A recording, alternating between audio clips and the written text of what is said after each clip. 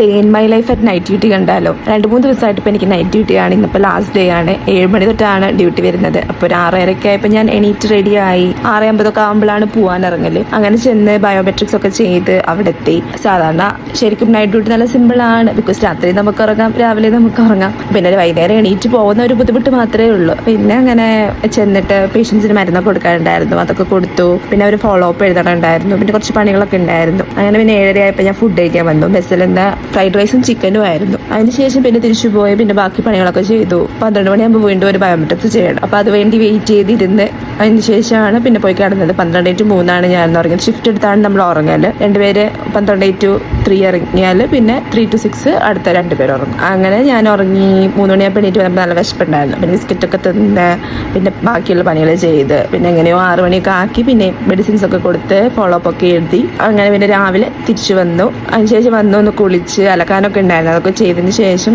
പോയിട്ട് മെസ്സിൽ നിന്ന് ഫുഡ് കഴിച്ച്. ഇന്ന് പുലാവായിരുന്നു. ഇതെന്തോ ഞാൻ വീഡിയോ എടുക്കുന്നതുകൊണ്ടാണോ എന്നറിയില്ല. നല്ല ഫുഡാണ് മെസ്സിൽ, അല്ലെങ്കിൽ സാധാരണ ഇങ്ങനെയൊന്നും അല്ല. പിന്നെ വന്ന് നല്ലോണം അങ്ങോട്ട് ഉറങ്ങി.